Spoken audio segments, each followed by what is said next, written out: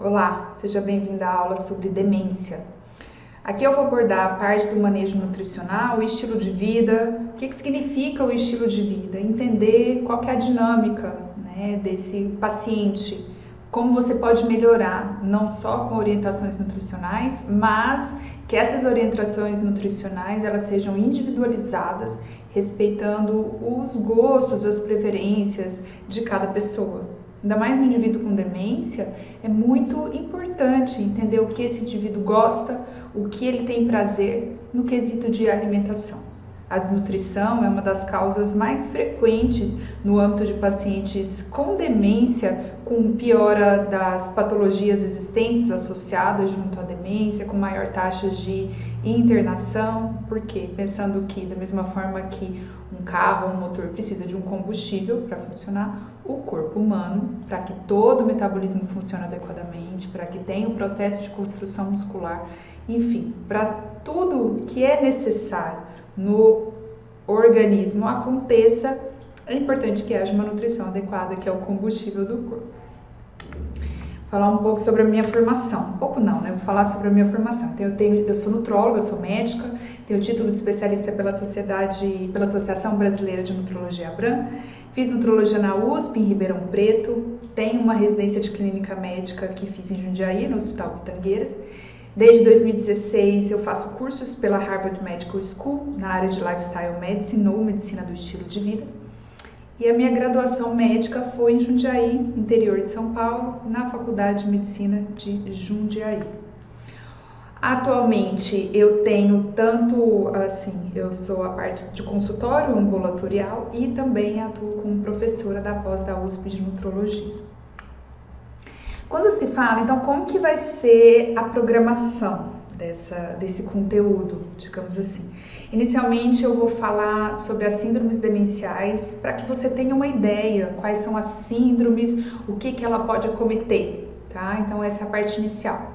Depois eu vou falar sobre as orientações nutricionais de uma forma mais direcionada, passando também desde se tem que fazer reposição ou não de vitamina E, ômega 3, quais são as evidências científicas que tem para isso, até a parte de sarcopenia, né, que inclusive eu já mencionei em outra aula aqui da EducaFit, da importância de entender que o indivíduo idoso, à medida que vai tendo o processo de envelhecimento, associado a isso tem uma substituição natural da massa magra pela massa gorda. Então, isso não só altera a questão de facilidade de deambulação, de força, mas também de bem-estar e de qualidade de vida e também nutricionalmente falando, de melhora da imunidade, melhora da saúde como um todo.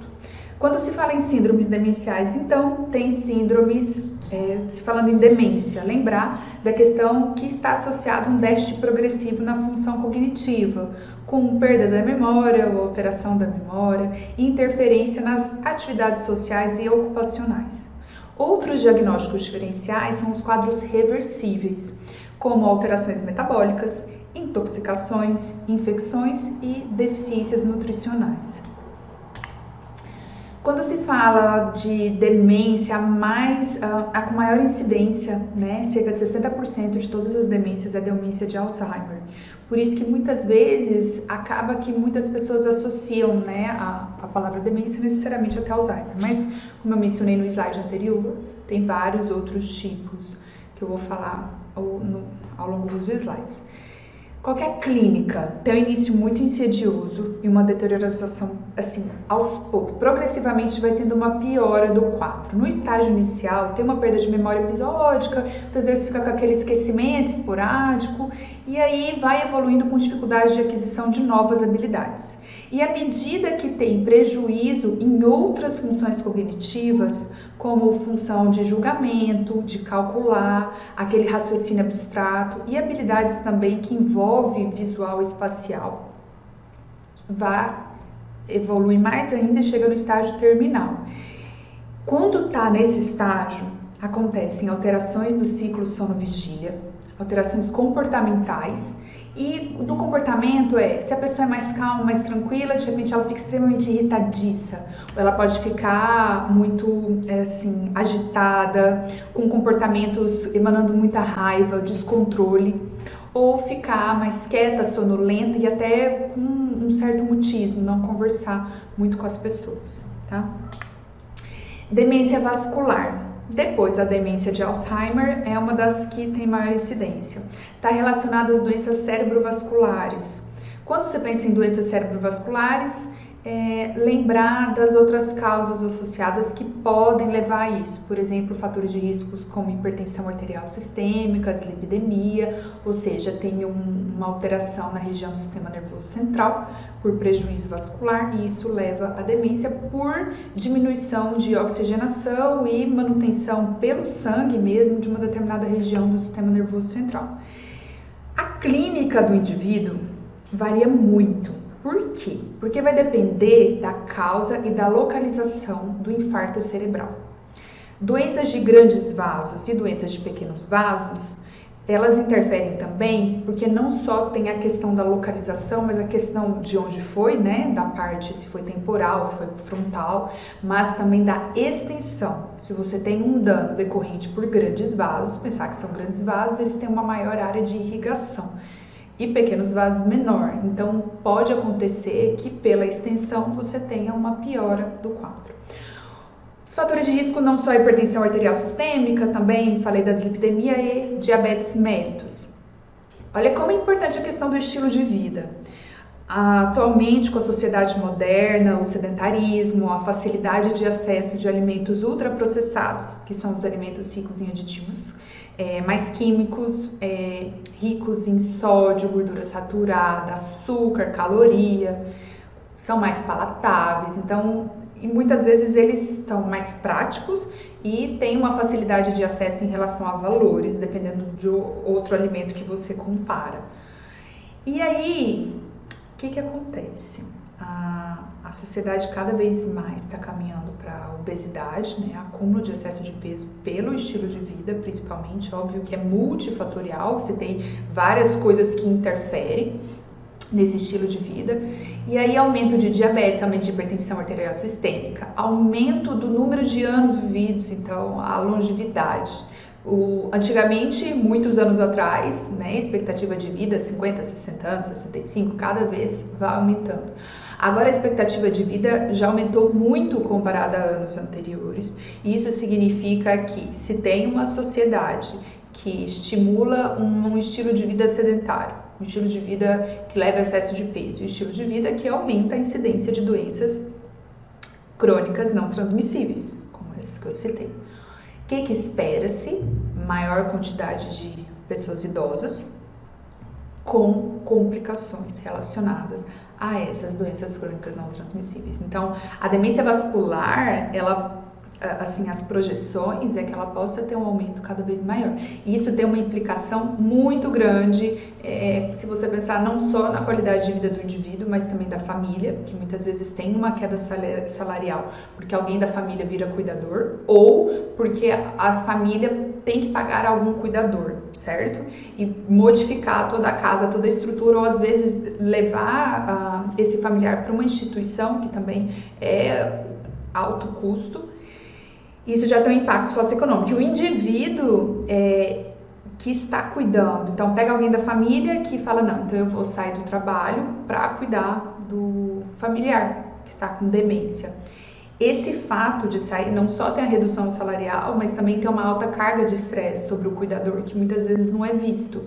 Então muda muito toda a dinâmica familiar e é importante entender isso, porque na hora que o paciente chegar no seu consultório, chegar para você avaliá-lo, ou às vezes no ambiente hospitalar e tudo mais, nas orientações de alta, não é tão simples, né? Tenta sempre pela empatia se colocar no lugar para facilitar as orientações. Voltando para as possíveis clínicas, né, da demência vascular que pode ter, então comprometimento de memória, prejuízo de atenção, alterações depressivas, lentificação motora e distúrbios urinários. Demência mista, então demência de Alzheimer com demência vascular. Pensa no indivíduo que teve AVC, muitas vezes são microinfartos. não tem aquela clínica exuberante, sabe? De alterar a boca, de ter uma diminuição da força em membros superiores ou membro inferior, então acaba passando. São infartos lacunares que são denominados. E aí, a demência, ela vai tendo uma piora. Por quê? Porque aquela área que era irrigada no sistema nervoso central não é mais. Pensa um enrosco. O indivíduo tinha um diagnóstico de doença de Alzheimer e tem uma piora progressiva. Muitas vezes não dá para saber o que piorou, se foi o Alzheimer mesmo que piorou ou se foi associado à demência vascular. E mais do que isso, muitas vezes não se vê em tomo essas alterações vasculares, se vê só em ressonância. Nem sempre tem acesso à ressonância, não só por questão do aparelho ser caro em algumas cidades, mas também porque às vezes é difícil mesmo que o paciente consiga se deslocar para fazer a ressonância. Demência por corpúsculo de Levy. É cerca de 20% dos pacientes com demência, uma incidência bem menor. O declínio cognitivo ele é flutuante, tá? Acompanhado por alucinações visuais e sintomas extrapiramidais. Quando se fala em demência frontotemporal, tem uma incidência menor ainda. Aqui está 10 a 15% dos casos de quando entra na classificação de demência degenerativa. Após os 40 anos de idade, ele tem uma incidência igual tanto em homens quanto mulheres, não diferencia pelo sexo. Doença de Huntington, uma doença autossômica dominante, heredidodegenerativa, então está relacionado à genética, um fator, sim, fundamental, a questão genética. Distúrbio do movimento, tem presença de sintomas psiquiátricos e evolui com demência. O que acontece é que tem uma expansão do trinucleotídeo, que é chamado de CAG ou CAG, no gene, que codifica essa proteína huntiniana, huntingtina, meio enroscado mesmo falar um negócio, que fica no cromossomo 4. E o diagnóstico ele vai acontecer após o surgimento dos sintomas coreicos e psiquiátricos. E aí, às vezes, quando já tem o sintoma coreico e psiquiátrico, muitas vezes o paciente já está com uma evolução mais importante. A memória é afetada, pode ter presença de afasia, apraxia, agnosia. Agnosia é aquela dificuldade de reconhecer os objetos. Por exemplo, fecha os olhos, coloca uma caneta na sua mão, pede para alguém colocar um objeto que você não sabe na sua mão. Então a pessoa coloca a caneta, você consegue identificar que aquilo é uma caneta.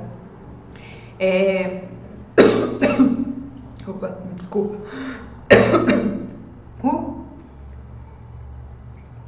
A pessoa que tem agnosia, ela não consegue identificar. Ela não consegue identificar o objeto, por mais simples que ele seja. E também tem a presença de disfunção cognitiva global, pode ocorrer mais tardiamente. Quando fala a doença, eu nem vou me atrever a falar esse nome não, que era conhecida antigamente como a doença da vaca louca. É uma doença causada por prions em humanos. Ela tem uma etiologia fatal, assim, uma etiologia infecciosa, invariavelmente fatal. Por que eu tô falando tudo isso? Para ressaltar que demência é muito mais do que o Alzheimer. Muitas vezes, então, podem ter causas tanto infecciosa, tanto nutricional, que são reversíveis, e avaliar isso, entender que tem a possibilidade de auxiliar o paciente até uma melhora do quadro dele é muito importante. Então, atinge o sistema nervoso central, e é uma demência rapidamente progressiva. E em relação à transmissão de humanos para animais, embora até o momento tenha sido demonstrada experimentalmente a transmissão entre seres humanos por transplante de córnea, implantação de eletrodos corticais, enfim, de humano para humano parece ser raro, tá? Demências reversíveis, então, são mais raras, infelizmente, porque pensa se não fosse tão rara a possibilidade de conseguir modificar, né, melhorar a memória do paciente, a capacidade de reconhecer objetos, deambulação, vendo que é uma demência reversível, mas não é frequente. O diagnóstico e tratamento correto podem reverter o declínio cognitivo. Um exemplo é a hidrocefalia de pressão normal. A tríade clássica envolve demência, ataxia e incontinência urinária. Pode ser tanto idiopática quanto secundária, ou seja, secundária ela é decorrente de alguma outra coisa, como uma interferência na absorção licórica, por uma meningite ou por hemorragia subaracnoide. Pelagra, deficiência de ácido nicotínico, ou também é chamado de niacina ou B3. Pellagra associar B3, vitamina do complexo B.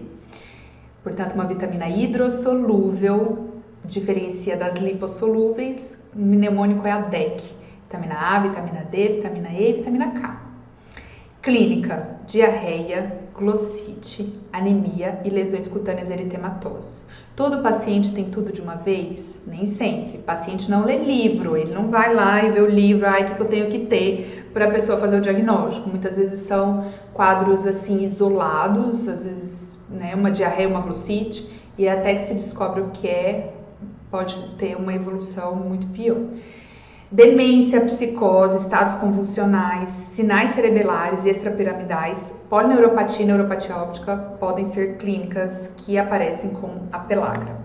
Deficiência de vitamina B12 também é rara. Uma demência reversível pode evoluir também com psicose orgânica. O indivíduo ele apresenta uma disfunção cognitiva global, fica com um raciocínio mais lento, perda de memória e dificuldade de concentração. As manifestações psiquiátricas, elas podem incluir depressão, mania e quadros psicóticos com alucinações auditivas e visuais. Hipotireoidismo, alteração do hormônio da tireoide, ou seja, redução do hormônio da tireoide. Leva a um quadro de demência reversível e psicose crônica. O indivíduo ele fica mais lentificado, tem perda de memória e irritabilidade. Pode evoluir também com depressão, paranoia, alucinações auditivas e visuais, mania de comportamento suicida. Depressão também é um diagnóstico diferencial de demência. Entretanto, vale ressaltar que indivíduos com demência podem tender a ter depressão associada.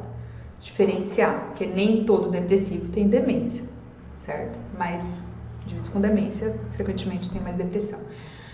Tratável.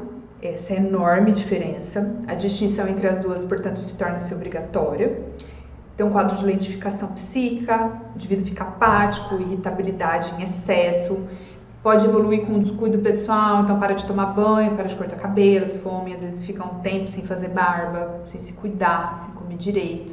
São várias coisas assim que você consegue avaliar principalmente pela higiene pessoal, quando você avalia o paciente. Dificuldade com concentração e memória e mudança no comportamento e personalidade.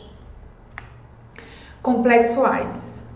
Lembrar do vírus HIV, pode evoluir e levar a complicações em área do sistema nervoso central. É uma complicação neurológica mais comum, pensando na síndrome de imunodeficiência adquirida.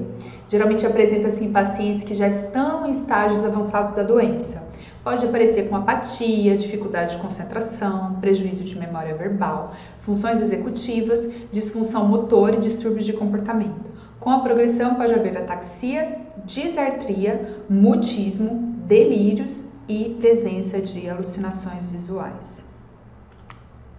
Neurosífilis, raro atualmente, era muito frequente antigamente porque não tinha assim a disseminação do antibiótico, o uso da penicilina no tratamento inicial da sífilis. Quando tem o acometimento do sistema nervoso central pela sífilis, já é uma coisa que evoluiu, né? Então hoje, graças, já tem um tratamento muito mais precoce. E tem uma incidência, apesar de ser raro, mais comumente em populações de baixo nível socioeconômico, não só pela falta de informação, muitas vezes pela falta de acesso aos locais de saúde. Encefalite herpética é quando tem o vírus do herpes acometendo a região, sistema nervoso. Muito incomum atualmente, a principal causa de encefalite, pensando esporádica na América do Norte, e cerca de metade dos pacientes infelizmente morrem em dias ou poucas semanas. Neurocicercose é considerada uma doença endêmica. Leva a um comprometimento cognitivo, com uma inflamação crônica das meninges, hidrocefalia obstrutiva e presença de cistos corticais.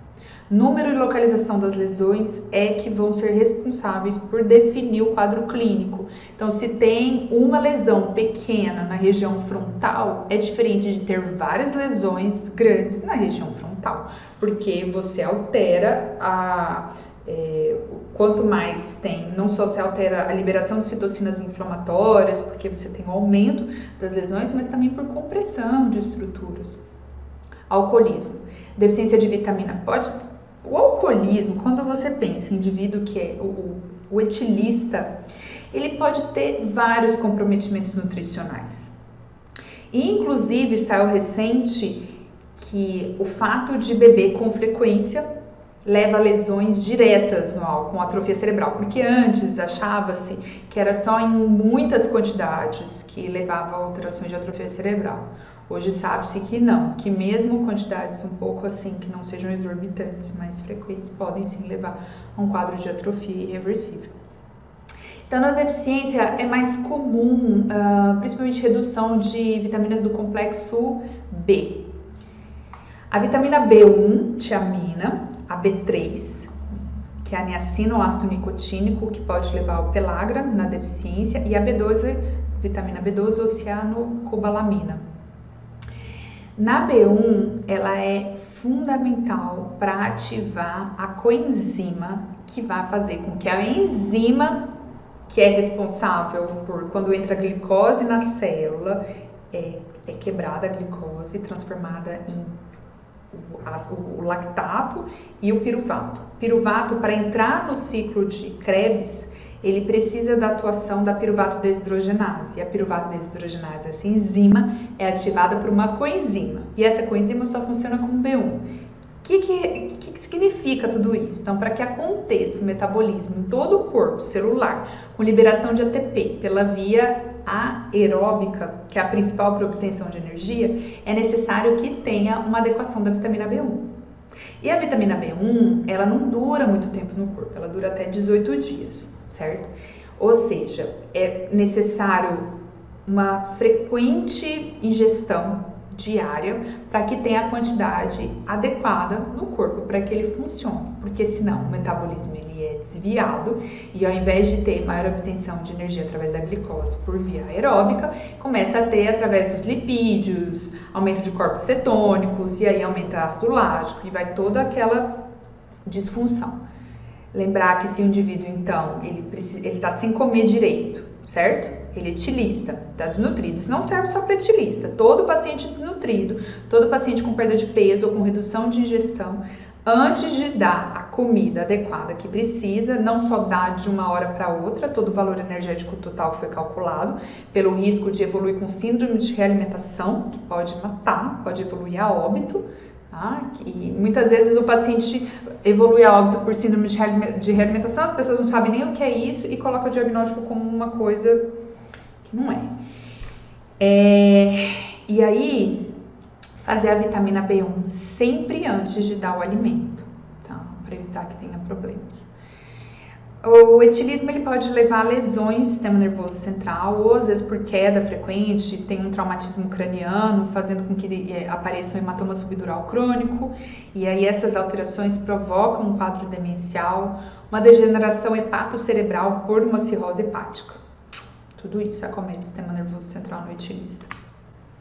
E a síndrome de Wernicke-Korsakoff, que pode acontecer no etilista também, que é uma deficiência de vitamina B1, quando é da Wernicke é aguda, potencialmente reversível, quando é Korsakoff já é crônica, com lesões importantes do sistema nervoso central, muitas vezes fica com insuficiência cardíaca irreversível, porque se a B1 é responsável pelo metabolismo e obtenção de ATP em todas as células, a partir do momento que não tem a B1, você compromete todo o funcionamento do organismo.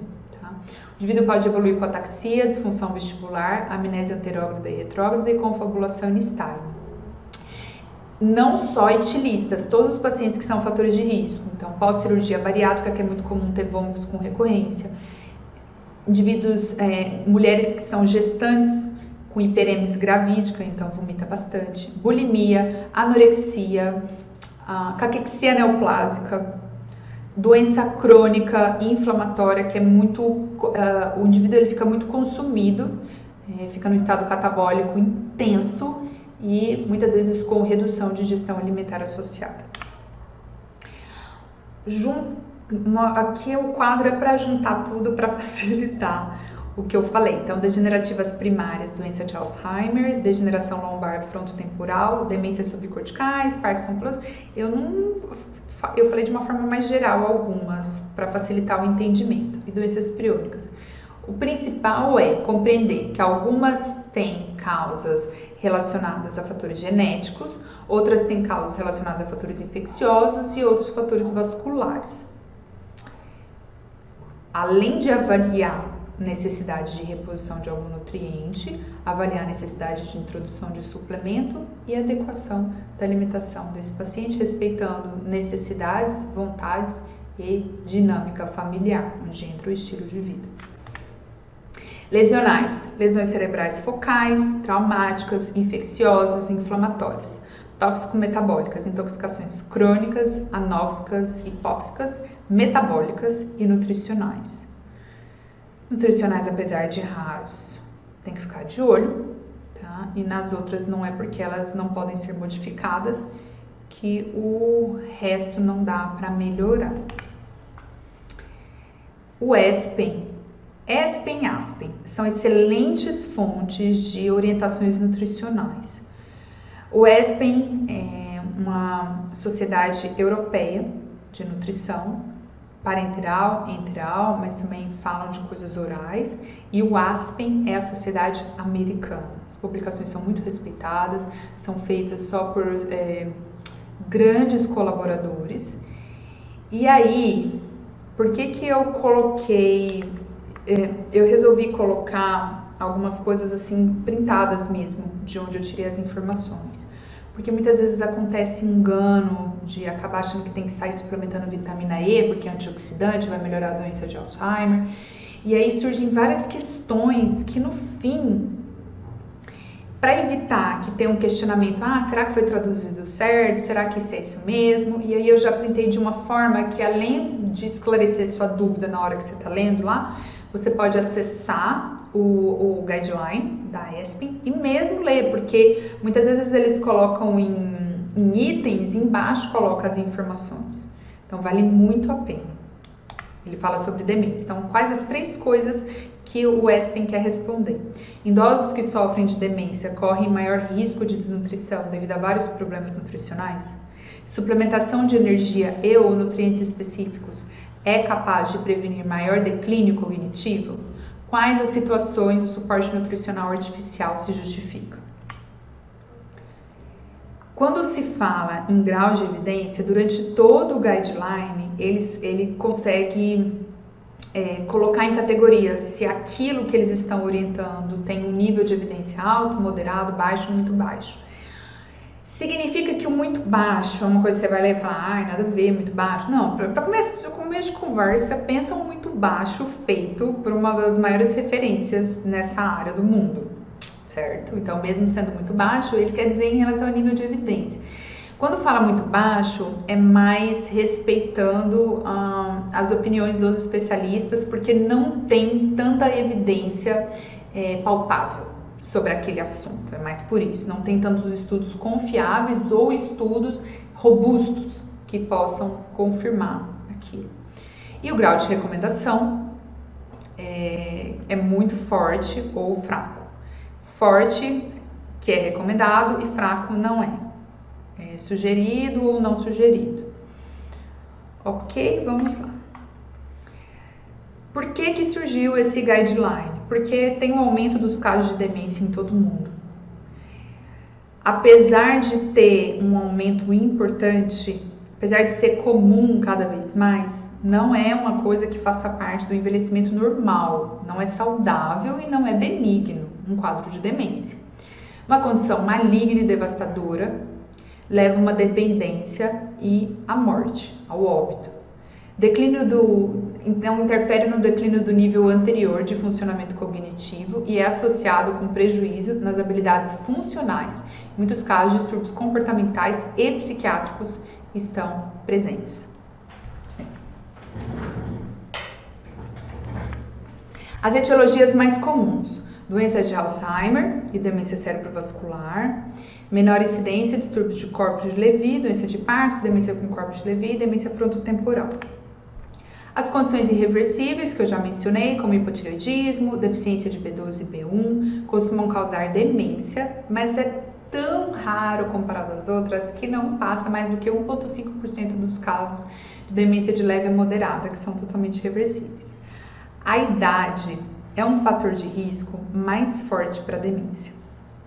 A genética tem uma influência grande e fatores de estilo de vida e comorbidades associadas, como hipertensão arterial sistêmica, dislipidemia, diabetes mellitus, sedentarismo, podem sim contribuir para a evolução da doença de Alzheimer e demência vascular. Um quadro demencial leva sofrimento para todo mundo, tanto para o paciente, que precisa de ser cuidado e muitas vezes perde a sua independência, quanto para os familiares. Aumento de ansiedade, depressão e dependência, tem uma piora das comorbidades e maior dependência, e a questão do alto custo, necessidade constante de cuidados da saúde, perda de salários de familiares e gastos com cuidadores. Status nutricionais, vamos lá. A perda de peso é uma característica clínica, ou seja, chegou um indivíduo com quadro demencial, foca no peso dele. Claro que sabemos que peso, só o peso isolado, muitas vezes tem que ter o fator se tem edema ou não, se às vezes esse aumento de peso dele, ou a perda de peso dele, qual que é a influência que está na massa magra, mas tudo isso influencia, eu sei. Mas o peso ainda é a coisa mais fácil de ser utilizada no acompanhamento do paciente com demência, associado a isso, ferramentas de triagem nutricional. Não tem uma hoje que seja totalmente indicada, tem desde NRS 2002, enfim, até MUSH, tem inúmeras. Então, utilize uma ferramenta de avaliação nutricional que você ache mais adequado. Quando se compara com pessoas cognitivamente saudáveis, os indivíduos com demência eles têm um histórico de perda de peso. E é mais presente em estágios iniciais da doença e às vezes começa antes mesmo que a doença seja diagnosticada, porque os sintomas às vezes estão leves e acabam passando batido. E vai se tornando mais comum essa perda ponderal, essa perda de peso não intencional com a progressão do quadro demencial.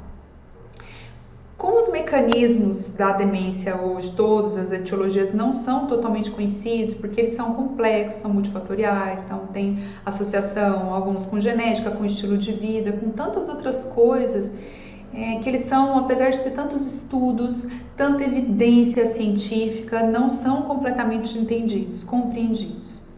Os estudos científicos até o momento mostram, tem sim o fator genético, mas também tem atuação de processos inflamatórios, e neurodegenerativos em regiões cerebrais específicas que podem levar à perda ponderal. Pode atuar na diminuição do paladar, na diminuição do apetite, no aumento da saciedade, mesmo com o indivíduo não tendo ingerido a quantidade necessária, ele se sente mais saciado. Redução da ingestão alimentar e quadro de desnutrição. Isso envolve tanta coisa, porque você pensa, uma pessoa que até então era normal, independente, ou às vezes tinha uma dependência leve pelo processo de envelhecimento mesmo. Está acostumada a fazer as compras, tá? Pensando numa pessoa que já faz as compras dela, realiza armazenamento, prepara os alimentos. E aí começa a passar algumas coisas batidas, começa a não ter tanta frequência de comprar as coisas, porque nem lembra que alimento gosta ou que alimento que está faltando. Não entende muito as formas de armazenar que fazia antes com frequência, acaba deixando de cozinhar. E isso está relacionado ao processo de esquecimento, porque eles não se lembram se eles já comeram ou se já fizeram determinada compra de alguma coisa ou não, e com isso pode perder a capacidade cognitiva de iniciar ou continuar estratégias alimentares eficazes. Mudanças de hábitos alimentares. A redução da diversidade de alimentos, ela vai acontecendo, às vezes, paulatinamente, às vezes aos poucos. Uma pessoa que comia 3 frutas por dia, de repente nem lembra se comeu fruta ou não, nem lembra se comprou ou não. Quando vê, passa 3, 4 dias sem comer um alimento como a fruta. Isso leva ao desequilíbrio na ingestão. Progressão da doença, eles podem não mais saber o que eles têm que fazer, tanto de comida quanto de utensílios. O que é aquele utensílio na frente dele? Que ele estava tão acostumado, mas ele não tem ideia o que é. Atenção de comportamento e habilidades alimentares são perdidas. Agitação e hiperatividade podem dificultar os horários das refeições e aumentar as necessidades de energia. Efeitos sedativos. Começa a tomar muita medicação. Essa medicação pode atuar como um sedativo.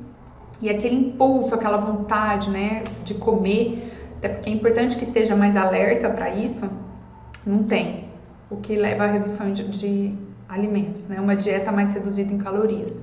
Disfagia, incapacidade de reconhecer alimentos, agnosia oral tátil e engolir, e a capacidade de alteração alimentar mesmo. Disfagia da fase faríngea. O que pode acontecer? Às vezes podem acontecer não só broncoaspirações grandes, mas mini broncoaspirações antes e durante e após a deglutição.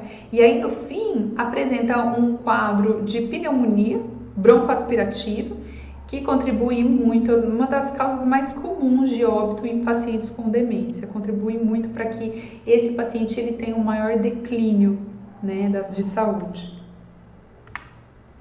As últimas funções perdidas envolvem a habilidade para beber, comer e engolir. Deficiências que são, tanto deficiências quanto patologias, comorbidades que são relacionadas à idade. Anorexia, que é do envelhecimento, pode acontecer não necessariamente só em indivíduos com demência, e problemas de mastigação e depressão. Perda de peso, quando se vê uma perda de peso corporal, automaticamente pode associar que teve uma perda de massa muscular. Teve um declínio funcional, um aumento da fragilidade desse idoso.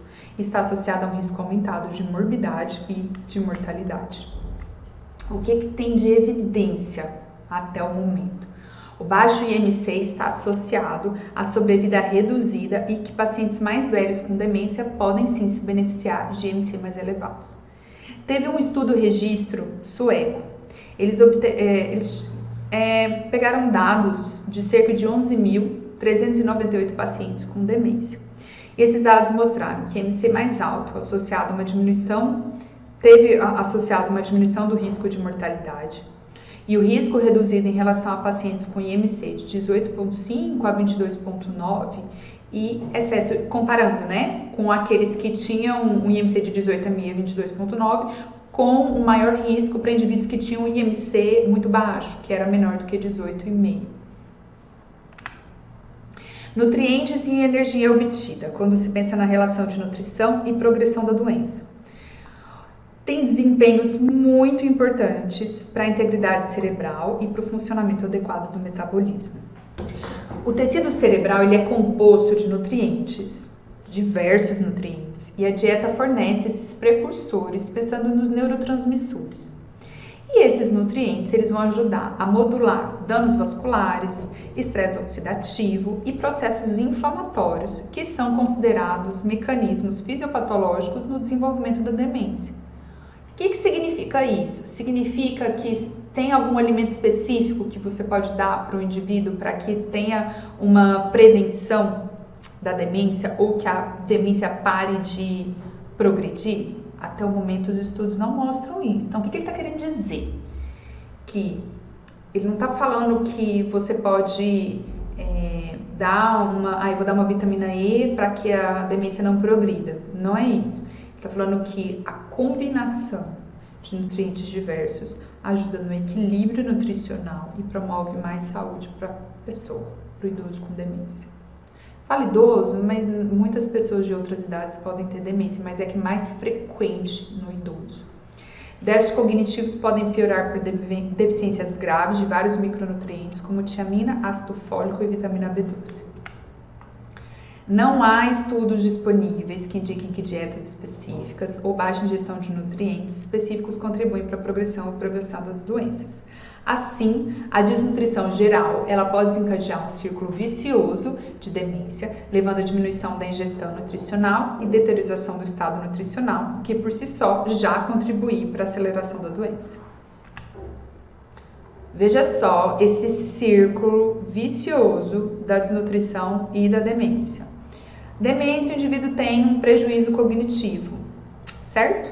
Diminui redução de alimentos, aumenta as necessidades metabólicas, geralmente uma relação direta de doenças, né, e modificações decorrentes do processo de envelhecimento. Perda de peso, deficiência nutricional, fragilidade e sarcopenia. E aí tem uma piora da demência e da deficiência cognitiva. Olha que enrosco isso aqui. O intuito é aqui, ó, é atuar nessa quebra desse vício aqui. Então, melhorar a nutrição desse indivíduo com técnicas em que você entenda a realidade dele, e aí com isso não tem essa baixa ingestão, não tem aumento das necessidades energéticas, não tem perda de peso, e aí fica aqui, tá? Ele tem demência, um prejuízo cognitivo, mas ele tem uma ingestão adequada. É fácil? Não, não é. Óbvio que não. Para isso, vou ressaltar aqui a sarcopenia. Por quê? A sarcopenia ela tem um impacto em idosos, um impacto direto na qualidade de vida. E o que é a sarcopenia? Então, a sarcopenia do grego vem de sarx, carne, e penia, perda. Redução na função muscular e ou força associada à perda de massa magra. Quais são os impactos em idosos? Compromete mobilidade, dificuldade de andar, como bengala, andador. Às vezes a pessoa deambulava sozinha e de repente ela está usando uma bengala porque ela se sente muito fraca. Eleva a queda de fratura. Quando tem fratura, aumenta o risco de ter que hospitalizar esse indivíduo. Às vezes pensa na fratura de fêmur. Fazer uma cirurgia, aumenta o risco de ter uma infecção, ficar mais tempo, não só infecção e ferida operatória, né? Problemas decorrentes do pós-operatório, mas infecção hospitalar mesmo. Reduz independência e diminui atividades do dia a dia. Nesse artigo, ele explica como que você faz o tratamento da sarcopenia, acompanha a sarcopenia e qual é a patogênese. Em 2010, uma sociedade europeia definiu o que era a sarcopenia. Que a sarcopenia ela tem tanto a perda de musculatura, a perda de massa magra, associada à redução de força também nesse indivíduo. Redução tanto da função e ou força, mas tem que ter a perda de massa magra. E aí, está muito relacionado ao sedentarismo e também outras coisas de estilo de vida. Claro que todo o processo de envelhecimento é natural, então a substituição da massa magra pela massa gorda. Mas se tem um fator como uma diminuição de realização de exercício físico, mais sedentário, isso contribui com que esse processo seja acelerado. Falta de atividade de exercício físico é colocado como, até o momento, né, a crença como o maior fator de risco para a sarcopenia. Tem já um declínio a partir dos 50 anos de idade, dos números de fibras musculares, e é mais pronunciado em pacientes com um estilo de vida mais sedentário, comparado com os pacientes que são mais fisicamente ativos. Interferência também de desequilíbrio hormonal e de citocinas, que tem um declínio relacionado à idade. As concentrações hormonais elas vão diminuindo, como GH, como testosterona, como hormônio tireoidiano, como o fator insulina-like, né? Mas isso faz com que tenha uma diminuição já natural do processo de envelhecimento, da musculatura e da força, certo? Isso significa que tem que ficar dando hormônio para o idoso? Não, vou explicar depois por quê. Regeneração e síntese proteica. O declínio da habilidade, acontece um declínio natural no processo de envelhecimento da habilidade de sintetizar proteína. E essa parte proteica, não só pensando em construção muscular, mas também de sustentação da musculatura que já existe. Pensando em histopatologia, a sarcopenia é caracterizada por uma queda no tamanho da musculatura. Tem uma substituição das musculaturas, das fibras musculares por gordura, o que aumenta a fibrose, o que modifica o metabolismo, aumenta a parte oxidativa e degenerativa da junção neuromuscular. Publicado no The Lancet, essa imagem ela mostra as causas multifatoriais da sarcopenia. Isso porque quando você lê os estudos sobre sarcopenia, tá lá que muita coisa ainda precisa ser descoberta, tá? Isso são múltiplos fatores que levam ao quadro de sarcopenia, mas ainda tem alguns gaps, ainda faltam algumas avaliações do que realmente interfere mais, como que pode otimizar um tratamento, porque até agora o tratamento ele é composto por 2 pilares, que eu vou falar mais pra frente. Estresse oxidativo, mudanças de hormônios, alteração na disjunção neuromuscular, disfunção mitocondrial, pela causa do sedentarismo, inatividade, desuso, mudanças microvasculares, presença de inflamação e um desbalanço, um desequilíbrio no metabolismo proteico.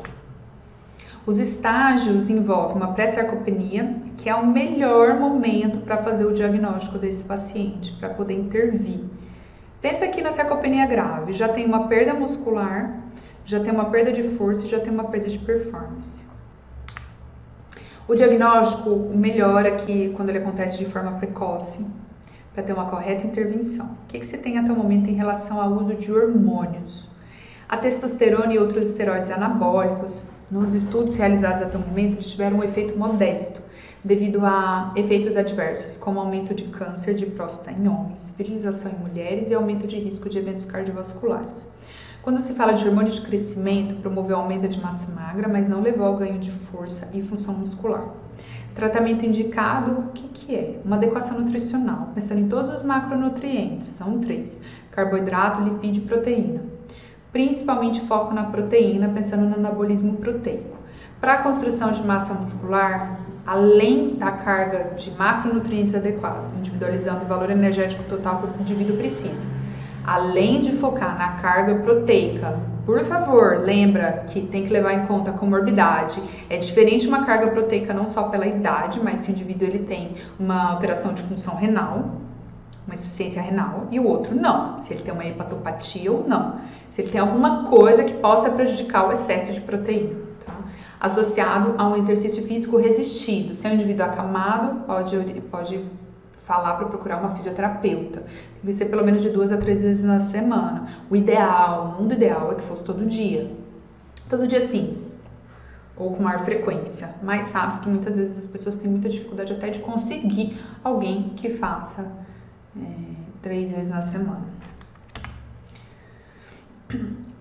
Os estágios de disfunção e demência, ou disfunção cognitiva e demência, eles influenciam a parte da memória, parte de orientação, parte de julgamento e solução de problemas, resolver problemas, atividades sociais, hobbies, como esse indivíduo fica em casa, né? Cuidados pessoais, afeto. Vai do normal até uma demência grave. E isso vai influenciar o quanto que foi perdido pensando no normal. Exemplo, memória normal. Não tem uma perda de memória ou às vezes tem um esquecimento muito discreto. Demência grave. Tem uma perda de memória grave, alguns fragmentos, alguns resquícios permanecem de memória e muitas vezes esse indivíduo ele nem fala mais, ele fica no mutismo. Orientação, totalmente orientado. Demência grave, ele é totalmente orientado pela pessoa que cuida dele. Julgamento e resolução de problemas, consegue resolver problemas com facilidade, consegue lidar com negócios, finanças bem, pessoa independente, se vira. Demência grave, não consegue avaliar nada ou resolver problemas. Atividades sociais, tem uma função independente, no nível de conseguir ir para o shopping, participar de grupos sociais, permanece com as atividades. Na demência grave, não tem nenhuma independência fora, assim, e é uma pessoa que ela fica mais em casa ou institucionalizada, totalmente dependente. Então, para você tentar diferenciar, pensa assim, o normal é aquela demência muito, muito leve, muitas vezes não dá nem para detectar. Agora, grave é aquele indivíduo totalmente dependente. Quais são os problemas nutricionais? Depende muito do estágio da demência. Qual é a demência e qual é o comprometimento, né? Qual região cerebral. Porque às vezes pode já ter uma disfunção de olfato, disfunção de gosto, de paladar, um déficit de atenção. Não consegue executar as funções como preparar comida, fazer compras, não consegue ter habilidade de decisão. Tem dispraxia, tem agnosia, tem problemas de comportamento, pode ficar muito agitado, muito agressivo, disfagia e se recusa a comer, recusa a alimentar. Vamos para as recomendações, lembrando que eu coloquei dessa forma para facilitar, caso você tenha interesse ou tenha dúvida e queira ver lá no artigo onde que estão essas partes, tá? No número 1, eles recomendam que todo indivíduo com demência ele tenha uma avaliação de risco nutricional. Então, para focar no peso, no risco de desnutrição desse indivíduo, para fazer intervenções adequadas no acompanhamento e no segmento. Existem inúmeras ferramentas para fazer o rastreio, para avaliar, como eu falei do NRS 2002, do MUSH, tem um monte, tem o GLIM. Isso é uma coisa que você tem que perceber o que está mais fácil de utilizar já no dia a dia. Mas essas ferramentas têm que ter incluídas IMC, perda ponderal, redução de apetite ou redução de ingestão de alimentos e doenças associadas que podem levar a um catabolismo. Eles recomendam que as alimentações de preferência sejam feitas no ambiente da casa para ter aquele momento em que o indivíduo ele sente mais cuidado, né? A casa é para ser considerado um ambiente muito aconchegante, um lugar onde o indivíduo se sinta bem, se sinta protegido. Então a comida ela tem que fornecer esse gosto, esse sabor de alimentos que ele gosta, com temperos que ele já está acostumado. Portanto, estimular que as refeições sejam preparadas e feitas de acordo com as preferências pessoais do que o indivíduo gosta, assim, é uma coisa fundamental. E não é recomendado pela ESPEN o uso de estimulantes de apetite. Eles colocam aqui a explicação. Porque até o momento, os estudos não mostraram que isso é meio positivo, falando do dronabinol e do acetato de megestrol. Foram feitos pequenos estudos até o momento e que não colocou os resultados assim muito satisfatórios, que realmente mostravam que não, teve uma diferença importante.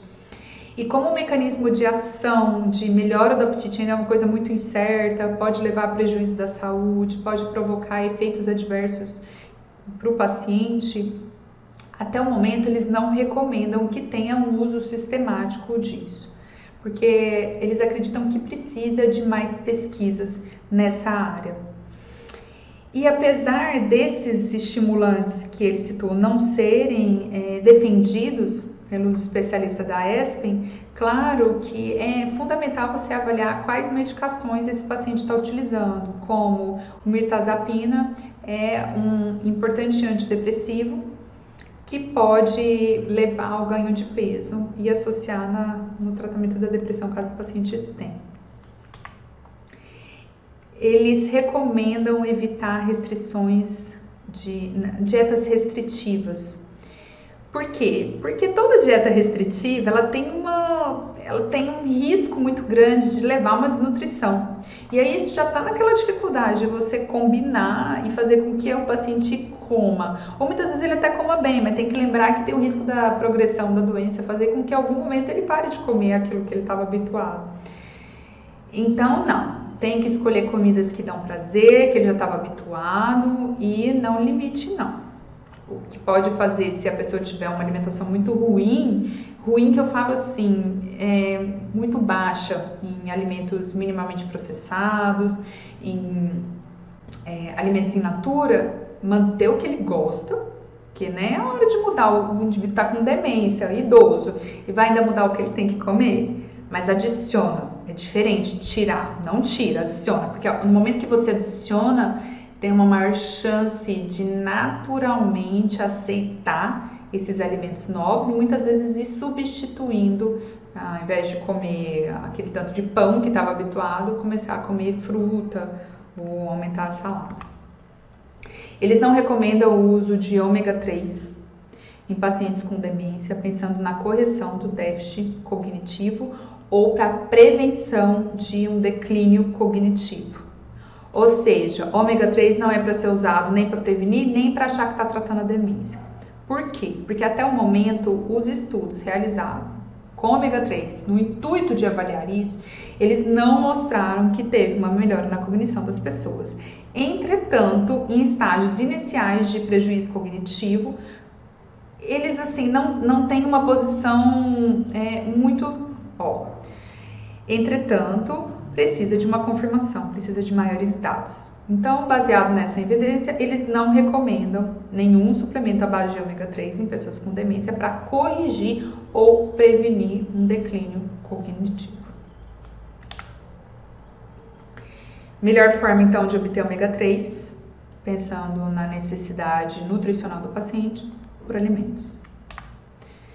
Não se recomenda o uso de vitamina B6, vitamina B12 e ácido fólico, suplementos, né, em pessoas com demência para prevenir ou corrigir declínio cognitivo. Esquece ficar dando vitamina para prevenir ou corrigir. Olha da vitamina E. Não recomenda suplemento de vitamina E em pessoas com demência para prevenção ou correção de declínio cognitivo. Não recomenda o uso de suplemento de selênio para prevenção ou correção de declínio cognitivo. Não recomenda o uso de vitamina D para prevenção ou correção de declínio cognitivo. E não recomenda também suplementos à base de cobre ou de cobre para prevenção ou correção de declínio cognitivo. O ONS é suplemento nutricional oral. Eles recomendam sim para indivíduos que têm uma redução de ingestão alimentar e precisam, por mais que se tenha modificado orientações, precisam adequar o consumo energético para a idade, para o peso e para a altura para evitar a desnutrição. Se recomenda, então você avalia, tem vários suplementos, lembrar que ter cuidado para não dar suplementos muito caros para pessoas que têm dificuldade financeira. Claro que se uma pessoa tiver mais dinheiro, obviamente isso pode ser tranquilo, orientar qualquer marca, mas pensar nos que não tem, tá bem? E tem tanto em pó, já tem o pronto para uso, já em líquido, tem de tudo quanto é forma. Tem sabor que você pode colocar na comida salgada, na comida fria, na vitamina, no arroz, que dá para fazer uma mistura boa. Eles não recomendam o uso de suplemento nutricional oral em pessoas com demência para corrigir ou prevenir declínio cognitivo.